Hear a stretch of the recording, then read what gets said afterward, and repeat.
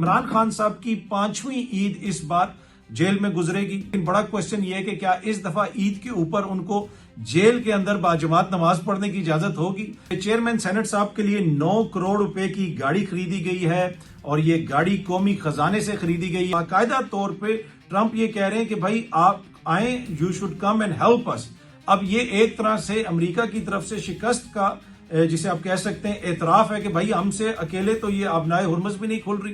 लेकिन national highway motorway police ने एक इंक्वायरी इनिशिएट की है जिसमें बुनियादी तौर पे उन ऑफिशियल्स के खिलाफ तहकीकात हो रही हैं जिन्होंने एक टीवी एंकर को रियायत दी। अस्सलाम वालेकुम, उम्मीद है कि आप सब लोग खैरियत से होंगे। चेयरमैन सेनेट साहब के लिए 9 करोड़ रुपए की गाड़ी खरीदी गई है और ये गाड़ी कौमी खजाने से खरीदी गई है। ये सामने आप देख सकते हैं, सरकारी खजाने से चेयरमैन सेनेट के लिए 9 करोड़ रुपए की महंगी गाड़ी खरीदने का इंकशाफ चेयरमैन सेनेट साहब से जब राब्ता किया गया है, एक्सप्रेस न्यूज ये रिपोर्ट कर रहा है। उन्होंने ये कहा कि पिछले बरस जो सेनेट का बजट था उसमें से जो पैसे बचे थे उसमें से ये गाड़ी खरीदी गई थी। लेकिन मसला ये है कि क्या पिछले बरस हम इतने ज्यादा अमीर थे कि हमें इस तरह की गाड़ियां खरीदनी चाहिए थी।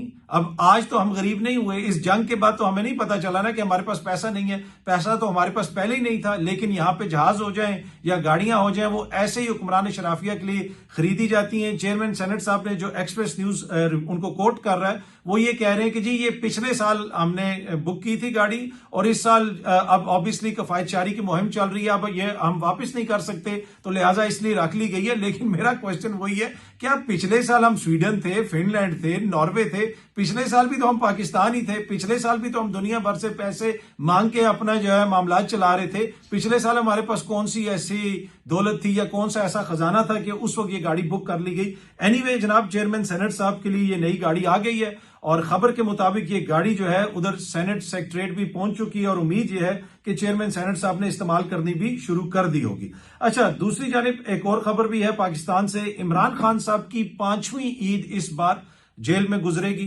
अगर उनको ईद से पहले रिहा नहीं किया जाता। जैसा मैंने आपको पहले भी कहा था, मुझे नहीं लगता कि खान साहब को रिहा किया जाएगा। जो मामलात हैं वो आपके सामने हैं। खान साहब को 2023 में गिरफ्तार किया गया था और उसके बाद से अब तक जितनी उनकी ईदें हैं वो जेल के अंदर ही गुजरी हैं। लेकिन बड़ा क्वेश्चन ये है कि क्या इस दफा ईद के ऊपर उनको जेल के अंदर बाजमात नमाज पढ़ने की इजाजत होगी। उनकी जमात, उनकी फैमिली ये कंप्लेन करती रही कि खान साहब को तो जेल के अंदर भी बाजमात नमाज पढ़ने की इजाजत नहीं दी गई, कि डर है या खौफ है कि शायद अंदर ही कोई नारे ना लग जाएं। एनीवे, खान साहब की ये 5वीं ईद होगी जेल के अंदर और बहुत सारे लोग जो ये खबरें दे रहे थे कि खान साहब की ये ईद हो सकता है कि जेल से बाहर गुजरे। हर ईद से पहले इस किस्म की खबरें आ जाती हैं, लेकिन मैंने आपको बताया था कि फिलहाल ऐसा कोई मामला नहीं और अभी ईद में चंद दिन ही रह गए और अब तक की जो मेरी इतलात हैं, अब तक के जो सामने मामलात नजर आ रहे हैं, मुझे नहीं लगता कि खान साहब को किसी किस्म का रिलीफ मिलेगा और या फिर उनको ईद से पहले रिहा किया जाएगा। ईद के बाद तहरीक इंसाफ क्या करती है उस पर डिपेंड करता है कि चीजें आगे किस तरफ जाएंगी, कितनी बड़ी स्ट्रीट मूवमेंट होगी। मैंने आपको कहा था कि अप्रैल से पहले मुझे कोई स्ट्रीट मूवमेंट उस तरह नजर नहीं आ रही। अप्रैल के बाद या अप्रैल के आखिर में जाके पता चलेगा कि मामलात किस तरफ जा रहे हैं। तो अब देखते हैं कि ईद के बाद पाकिस्तान तहरीक इंसाफ का क्या प्लान है। वो तो यही कह रहे हैं कि हम बड़ा एहतजाज करेंगे, लेकिन खबर यह है कि खान साहब की 5वीं ईद भी जेल के अंदर ही गुजरेगी और इस दफा भी ऐन मुमकिन है कि उनको जेल के अंदर बाजमात नमाज पढ़ने की इजाजत भी ना दी जाए। अच्छा जी, ट्रंप जो है वो अब अपने इत्तेहादियों को कह रहे हैं कि आबनाए हुर्मस को खुलवाने के लिए आप हमारी मदद करें। अगर आपने हमारी मदद नहीं की तो नेटो बिल्कुल बेकार हो जाएगी। भाई ये मेरा अकेला मसला नहीं है। बाकायदा तौर पे ट्रंप ये कह रहे हैं कि भाई आप आए, you should come and help us. अब ये एक तरह से अमेरिका की तरफ से शिकस्त का जिसे आप कह सकते हैं एतराफ है कि भाई हमसे अकेले तो ये आबनाए हुर्मस भी नहीं खुल रही। आप आए, इस मामले को देखें और हमारी मदद करें। दूसरी जानिब बहुत सारे जो कंट्रीज हैं उन्होंने वहां पे अपनी शिप्स भेजने से इनकार कर दिया, जिसमें ऑस्ट्रेलिया है, जापान है। वो ये कह रहे हैं कि भाई हमने वहां पे अपनी शिप्स को डिप्लॉय नहीं करना। लेकिन ट्रंप साहब कह रहे हैं कि भाई ये कोई मेरा जाती मसला तो नहीं है। वो बुनियादी तौर पे इस तरह की बातें कर रहे हैं। वो ये कह रहे हैं तुम सब का तेल यहां से गुजरता है तो लिहाजा तुम सब आओ, अपनी शिप्स को यहां पे भेजो और आके ईरान पे हमला करो और इस जो ये स्ट्रेट ऑफ हुर्मस है इसको खुलवाओ। लेकिन इशू ये है कि उन सब ने तो ये जंग नहीं शुरू की, उन सब ने तो ये आग नहीं लगाई। आग तो ये ट्रंप साहब ने खुद लगाई है। अब वो ये कह रहे हैं कि it's not my job to keep strait of Hormuz open. वो ये कह रहे हैं कि मेरी ये जिम्मेदारी नहीं है, तुम सबको भी इसमें अपना किरदार अदा करना पड़ेगा। अच्छा, उसके साथ साथ जब ट्रंप साहब से कुछ सहाफियों ने कुछ क्वेश्चंस वगैरह भी किए तो उसकी वजह से ट्रंप साहब काफी ज्यादा गुस्से में भी आए। उनसे किसी साफी ने कहा कि आपने पिछले वीक कहा था कि कोई आप ट्रूप्स वगैरह मिडिल ईस्ट नहीं भेजेंगे, लेकिन अब इस तरह की खबरें आ रही हैं कि जमीनी जो अफवाज है वो भी भेजी जाएगी मिडिल ईस्ट में ईरान की साइड के ऊपर। तो ट्रंप ने कहा कि भाई मैं तुमसे ये बात क्यों करूं, मैं तुम्हें ये क्यों बताऊं, तुम्हारे जैसे लोगों से मैं ये बात नहीं करता। एक और उस सहाफी ने उनसे ये क्वेश्चन किया तो उनको ट्रंप ने आगे से कहा कि तुम तो इंतहाई नामाकूल आदमी हो, नॉक्शस आदमी हो, तुम ये किस किस्म का सवाल कर रहे हो। भाई आप बताएं तो सही ना कि आप क्या करने जा रहे हैं या क्या नहीं करने जा रहे। लेकिन जिस किस्म की फॉरेन पॉलिसी इस वक्त हमें अमेरिका की जानिब से नजर आ रही है, उससे वाजे तौर पर लग रहा है कि ट्रंप जो है वो बौखलाए में है, उनको समझ नहीं आ रही कि उन्होंने क्या करना है क्या नहीं करना। बहुत सारे जो खित्ते के मुमालिक हैं वो भी अब ये क्वेश्चन कर रहे हैं, उधर भी इस तरह की आवाजें उठना शुरू हो गई कि भाई अमरीकी जो अड्डे हैं वो तो हमारी सिक्योरिटी के जामन थे, उनकी वजह से तो हमें उल्टा ज्यादा नुकसान हो रहा है। और इस तरह की खबरें भी आ रही हैं कि जो इसराइल के अंदर इंटरसेप्टर्स हैं, यानी जिन मिसाइलों के जरिए मिसाइलों को रोका जाता है रास्ते में या ड्रोन्स को रोका जाता है, उनकी तादाद भी दिन ब दिन कम होती जा रही है। वो ये कह रहे हैं कि जी मजीद हमें सप्लाई की जाए। फिर यूक्रेन से राब्ता करने की कोशिश की जा रही है कि हमें बताएं कि कैसे इन ड्रोन्स को रोका जा सकता है, क्योंकि रशिया भी इस तरह के ड्रोन्स इस्तेमाल करता है। ईरान और रशिया की काफी ज्यादा इस हवाले से कॉपरेशन होती है। लेकिन एक क्वेश्चन ये भी उठ रहा है कि जो ट्रंप के साथ सारे सहाफी सफर कर रहे होते हैं, जिनसे वो जहाज में गुफ्तगू करते हैं, अब अमेरिका के अंदर बैठे हुए लोग कह रहे हैं कि भाई क्या ये मामला दुरुस्त है जिस तरीके से ट्रंप आपसे बात करते हैं। भाई अगर आपने बात नहीं करनी आप ना करें, लेकिन किसी को ऑब्नॉक्शियस कहना, किसी को बदतमीज कहना, किसी को जो है झूठा कहना मुंह के ऊपर, इससे लग रहा है कि एक तो वो खुद दबाव का शिकार है, दूसरा जो है वो उनके पास कोई ऐसी इंफॉर्मेशन नहीं है या कोई ऐसा प्लान नहीं है जो वो मीडिया से शेयर कर सकें। इनके जो सेक्रेटरी दिफा हैं उनकी मैंने हालिया मीडिया जो इंटरेक्शन देखी, वो भी ऐसे लगा कि वो एक तरह से गिले शिकवे कर रहे हैं कि जी ट्रंप को झूठा साबित करने की कोशिश की जा रही है, ये साजिश हो रही है, मीडिया वो साजिश कर रहा है, सोशल मीडिया ये साजिश कर रहा है। भाई आप अपना प्लान बताएं ना कि आप क्या कर रहे हैं। अगर आप वहां पे सब कुछ ठीक कर रहे हैं तो फिर तो आपको कोई मसला नहीं होना चाहिए। लेकिन इशू ये है कि इतने दिन गुजर चुके हैं, 2 हफ्ते से ज्यादा का टाइम गुजर चुका है, लेकिन अमेरिका इज नोवेयर नियर कि वो ये कह सके कि ईरान की हुकूमत वहां पे चेंज हो रही है या हमारे अहदाफ पूरे हो गए। और हालत इस वक्त ये हो चुकी है कि जो स्ट्रेट ऑफ हुर्मुज़ है उसको बंद कर दिया गया, और उसके अलावा जो दीगर वहां पे जो सप्लाई रूट्स हैं, ईरान जब चाहेगा वो उनको भी ब्लॉक कर देगा। तो ये बड़ा मसला बना हुआ है पूरी दुनिया के लिए। फ्रांस के सदर ने डायरेक्ट राब्ता किया है ईरान के सदर से, अपनी शिप्स के हवाले से भी बात की है। उसके बाद उन्होंने एक ट्वीट वगैरह की जिसमें उन्होंने ईरान के ऊपर क्रिटिसिज्म वगैरह भी किया। लेकिन बराह रास्त राब्ता करना बुनियादी तौर पे ये इस चीज को सिग्नल करता है कि वो भी ईरान को एक तरह से एंगेज कर रहे हैं और उनको कह रहे हैं कि भाई ना हमने अपनी फौज भेजी है, ना हमने अपनी नेवी भेजी है, आप हमारी यहां पे से शिप्स जाने दें। और इसी तरीके से सदर ट्रंप भी ये कह रहे हैं कि जी ये जो बाकी सारे ममालिक हैं, इनकी जो ऑयल की जरूरियात हैं वो इसी स्ट्रेट ऑफ हुर्मुज़ के जरिए पूरी होती हैं, यहीं से ऑयल जाता है, तो इनकी जिम्मेदारी बनती है कि वो आए और इसको खुलवाएं। वो ये कह रहे हैं कि भाई जंग तुमने छेड़ी हुई है, हम आके क्यों खुलवाएं, तुम्हें पहले ही लोगों ने मना किया था कि भाई ऐसी हरकत ना करना।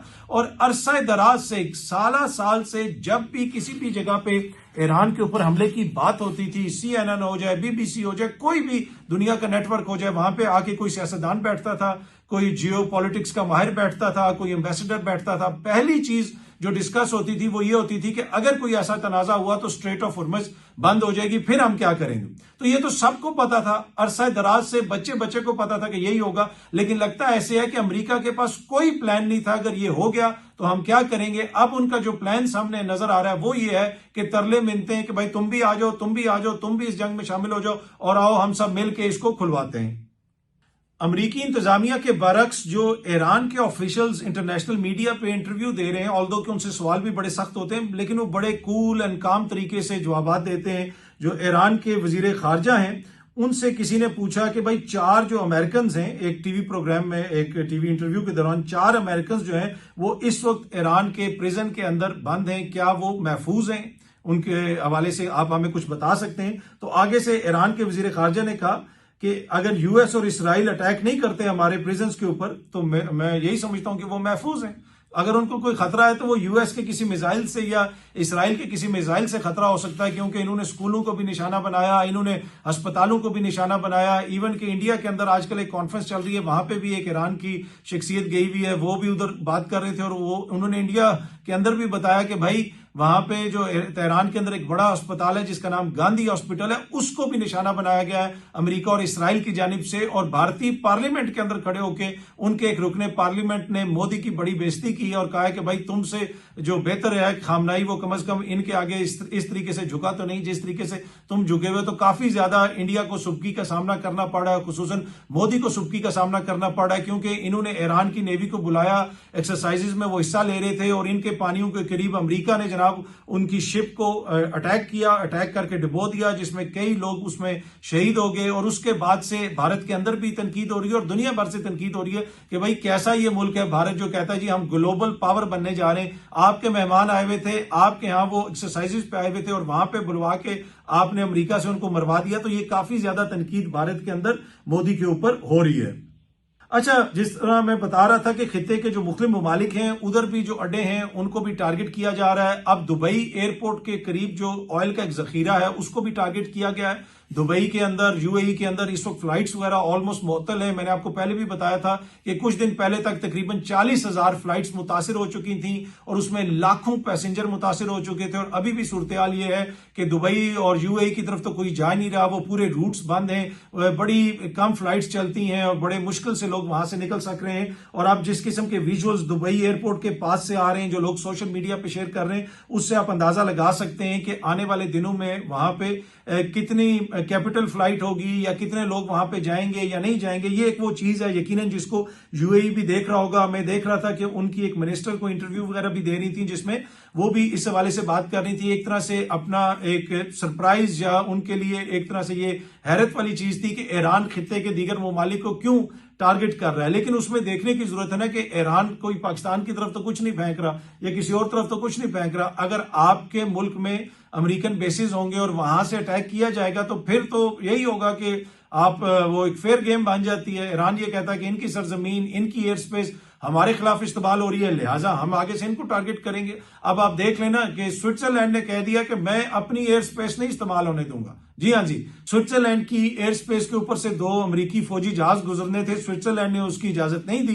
तो अब खित्ते के अंदर जो ममालिक हैं जहां पे अमेरिकन एयर बेस हैं वो बनाए तो इसलिए गए थे कि खित्ते की सिक्योरिटी मजबूत होगी। लेकिन अब ये क्वेश्चंस उठना शुरू हो गए कि वो जो बुनियादी चीज है जो खित्ते के अंदर इस वक्त एक ऐसी चीज है जिसकी वजह से ये सारे मामला खराब हो रहे हैं, वो उसमें मेन किरदार इसराइल का है, जो कुछ इसराइल करता है। और दूसरी जो बड़ी वजह है वो अमेरिकन अड्डों का वहां पे होना है। ईरान ने इराक के अंदर भी अमेरिकी अड्डों को निशाना बनाया है, कुवैत के अंदर बनाया है, जॉर्डन में, उसके साथ साथ बहरीन में, यूएई में, खित्ते में जिधर जिधर उनके कोई कहीं पे कोई मिसाइल लगे हुए हैं या कहीं पे कोई फौजी बैठे हुए हैं या कहीं पे कोई रेडार लगा हुआ है, हर जगह पे वो इसको टारगेट कर रहे हैं, उनकी नेवी को टारगेट कर रहे हैं। और सबसे बड़ा जो मसला इस वक्त बना हुआ है, जिस तरह वो मैंने आपको पहले भी बताया कि वो स्ट्रेट ऑफ हुर्मुज का बना हुआ है, उसको ये नहीं खुलवा पा रहे। इनका ख्याल ये था कि जितनी हम बमबारी करेंगे आगे से वो बिल्कुल सरेंडर कर देंगे और मामला हल हो जाएगा। वैसा नहीं हुआ। अगर इसको जल्दी नहीं खुलवाया गया तो आने वाले दिनों में काफी ज्यादा मजीद मसाइल भी पैदा हो सकते हैं। और इस सारी सूरत हाल के अंदर अब खबरें ये आ रही हैं कि चीन ने जो अपनी फ्लीट है वो ताइवान के करीब मूव करना शुरू कर दी है। इस सारे अरसे के दौरान चीन ने भी देख लिया है कि अमेरिका कितने पानी के अंदर है। ताइवान जो है उसके हवाले से चीन ये कहता है कि ये हमारा अटूट अंग है, ये हमारा मुल्क का हिस्सा है। वो वन चाइना पॉलिसी के ऊपर बात करते हैं। अमेरिका ने कुछ सिक्योरिटी गारंटीज वगैरह शायद ताइवान को दी हुई है कि हम आपकी हिफाजत करेंगे। लेकिन इस सारी सिनारियो के अंदर जो है ऐन मुमकिन है कि चीन भी वहां पे अपने जो है एक तरह से कोई कार्रवाई कर दे और ताइवान को टेक ओवर कर ले। लेकिन इतनी जल्दी मुझे नहीं लगता कि ये होगा। लेकिन उधर से जो खबरें आ रही हैं उन खबरों के मुताबिक चीन ने जो है ताइवान के करीब लार्ज स्केल जो मिलिट्री प्रेजेंस है उसको वो देखी जा रही है। वहां पे मिलिट्री प्रेजेंस को इंक्रीज किया जा रहा है।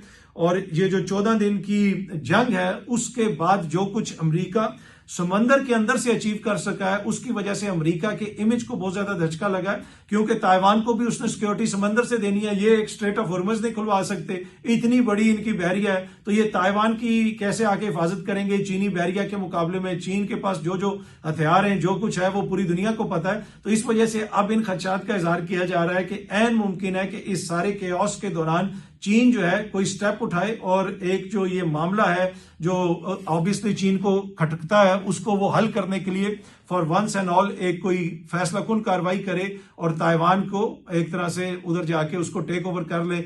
लेकिन ये सारा चैटर तो चल रहा है और आलमी मीडिया पे इस पे तजिए तबसरे हो रहे हैं, लेकिन इतनी जल्दी ये मुझे उस तरह होता हुआ नजर नहीं आ रहा। अच्छा जी, ये सामने आप देख सकते हैं डॉन न्यूज रिपोर्ट कर रहा है कि नेशनल हाईवे मोटरवे पुलिस ने एक इंक्वायरी इनिशिएट की है जिसमें बुनियादी तौर पे उन ऑफिशियल्स के खिलाफ तहकीकात हो रही हैं जिन्होंने एक टीवी एंकर को रियायत दी, उसको जुर्माना हुआ। वो टीवी एंकर जो थे वो ओवर स्पीडिंग कर रहे थे लेकिन उनसे वो जुर्माना नहीं लिया गया और उनको वैसे ही जाने दिया गया। ये स्टोरी है मंसूर अली खान साहब के हवाले से, डॉन न्यूज भी रिपोर्ट कर रहा है जिसमें उन्होंने बताया कि well known television anchor person Mansoor Ali Khan after he was intercepted for over speeding on the motorway, he was basically they let him go, उन्होंने उनको जाने दिया और उनसे जुर्माना नहीं लिया। मंसूर अली खान साहब इस हवाले से अपना वर्जन दे चुके हैं, अपने व्लॉग के अंदर उन्होंने वर्जन दिया है। लेकिन अब ये लेटेस्ट डेवलपमेंट है कि जब से ये खबर सोशल मीडिया पे आई है उसके बाद अब पुलिस ने ये इंक्वायरी शुरू कर दी है कि भाई इन लोगों ने क्यों इनको जाने दिया। और उनकी जो स्पीड कोट हो रही है, जो डॉन न्यूज ने भी कोट की है कि वो 166 किलोमीटर फी घंटा की रफ्तार से गाड़ी चला रहे थे और इतनी ज्यादा रफ्तार से जब कोई गाड़ी चला रहा होता है तो उसके ऊपर एक्शन लिया जाता है, एफआईआर भी दर्ज होती है और जुर्माना भी होता है। लेकिन उनको ये नहीं किया गया और उनको जाने दिया गया और इस हवाले से अब ये इंक्वायरी शुरू हो गई है। दूसरी जानिब डॉन न्यूज ने यह भी लिखा है कि जो सहाफी मंसूर अली खान साहब हैं उन्होंने ये कहा है कि मैं लॉ अबॉर्डिंग सिटीजन हूं, अगर कोई ऐसा सबूत है, कोई ऐसी चीज है कि मैंने ये किया है तो मैंने तो उनको कहा था कि आप मुझे बताएं, मैं जुर्माना पे कर दूंगा। और उन्होंने शायद हुकूमती किसी ऑफिशियल से राब्ता करके मंसूर अली खान साहब ने यह भी कहा है कि मेरे खिलाफ ये कैंपेन चलाई जा रही है जो डॉन न्यूज रिपोर्ट कर रहा है वो मैं ये रिपोर्ट कर रहा हूं। बाकी इसमें क्या हुआ क्या नहीं हुआ वो मंसूर अली खान साहब जो है उन्होंने भी अपने ब्लॉग के अंदर इसका वर्जन दिया था। लेकिन अब ये खबर क्योंकि डेवलप हो गई है और अब इसमें बताया गया कि बाकायदा इंक्वायरी शुरू हो गई है तो लिहाजा जो भी लेटेस्ट तफसीलात हैं वो हमने आपके साथ शेयर कर दी। बहुत जल्दी आप सब दोस्तों से दोबारा मुलाकात होगी। Thank you very much.